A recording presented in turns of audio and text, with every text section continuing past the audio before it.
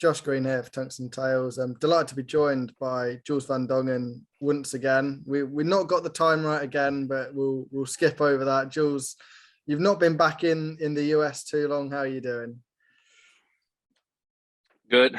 Still a little tired, but good. Yeah, had a good time in Prague. So yeah, but happy to be home for a bit.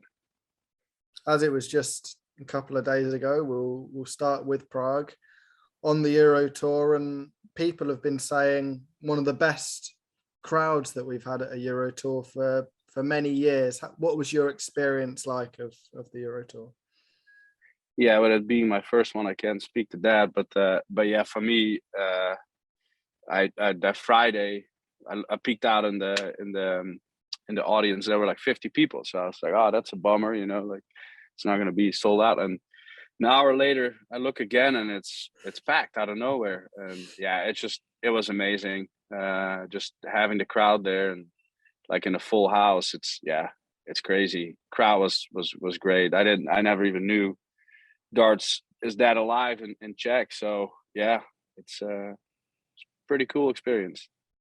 Are you starting to get used to those crowds a bit now? Obviously, you've played at Lakeside, you've played a little bit at the UK Open, albeit not in front of a crowd, but obviously in the Euro Tour as well. Yeah, I think it's still you can see the difference. At the UK Open, I played on the main stage and on the red stage on both of them, so I kind of had a little bit of that. But obviously, the UK Open, when I played, it wasn't full, so it's a little bit different experience. But yeah, that's experience I need to get better on stage. That's where it matters most, and it's just great to have that experience. How pleased were you with the game that you showed in Prague? Obviously, you got through that opening game, which is something that some pros will go back again and again to Euro Tours, trying to get that first win, to get it out of the way in the first tournament you've played in the Euro Tour. How pleasing is that? Yeah, that my goal was to win, obviously, and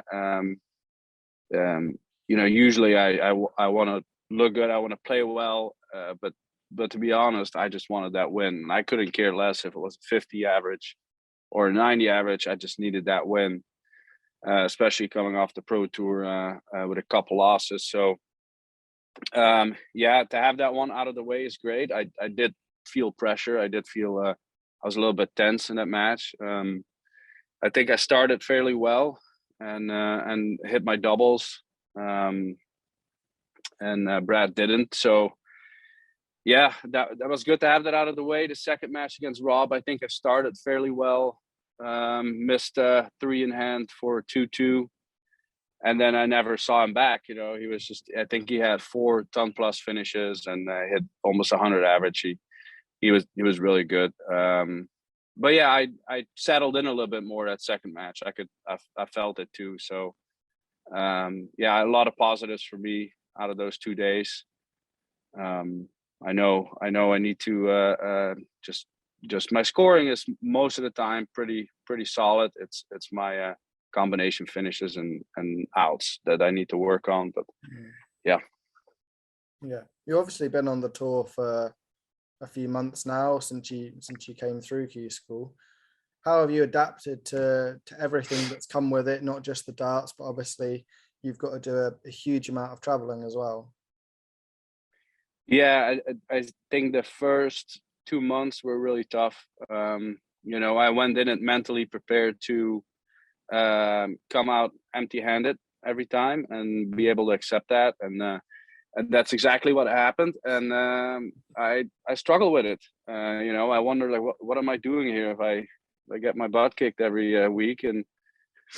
But I think at the same time, I'm at a point now where I'm not going to look at rankings or what do I need to do. I'm just, as long as I can improve and learn and get better, then I'm not going to look at anything else. I'm not going to look at rankings and where I need to be to qualify. So I just need to improve, and as long as I keep doing that, then I'm on the right track. So and obviously you've got the 2 years on the tour, and we're just a few months into it. Do you feel like come the end of year one, you'll have hoped that there would have been progression, and you can start being in the mix to produce those performances and look towards the latter end of these pro tours. Yeah, and the way I look at it, and I played Michael Smith on the Pro Tour, and I was outscoring him actually, and but he took out a 149, a 146 with me on a double, and that's why he's I think the number 4 in the world, because they on moments that matters most, they're able to do special things, and that's I think where I can gain a lot, is to do that as well, and get to that where I can do it, and have, not be tense at moments like that, and actually live for moments like that. So that's, yeah, I think looking at the last few months, I'm improving on that. I think my mental game is getting stronger, even though I'm probably losing quite a bit. As long as I keep on track and keep improving, then it's all good. Yeah. And a couple of other things I'd like to touch on. Just a couple of months ago, just over a month ago, really, down at Lakeside, getting your first taste of what it's like to play on a world championship stage. How was the Lakeside experience, being in one of the most iconic venues really we have in darts? Yeah, it was great. It was great having my family there. My parents were there. I think I just put myself too much pressure on, and I also know what Ryan can do. I know him fairly well, and